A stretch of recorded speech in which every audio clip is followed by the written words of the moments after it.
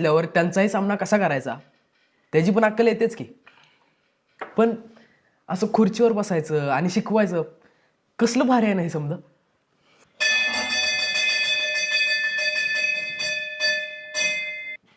बर बास, कुणाचा तास कधी आहे ध्यानात आहे ना, आणि तसंच करा. चला मग सगळी संगत जाऊ. कसं आहे कोण कसं शिकवतो हे तरी कळेल.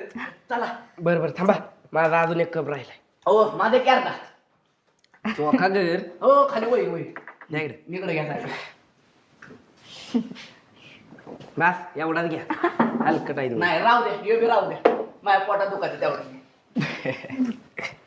अरे तुझी जीवावर आली.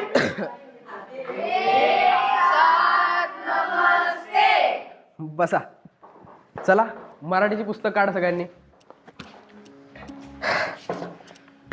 तर आज आपण शिकणार आहोत 10वा धडा, आप्पांचे पत्र. लेखक आहेत अरविंद जगताप. तर आज आपण एका अशा व्यक्तीबद्दल बोलणार आहोत ती रोज आपल्या आसपास असते, पण आपण साधी त्याची विचारपूस सुद्धा करत नाही. आणि ते म्हणजे आपल्या शाळेचे शिपाई काका.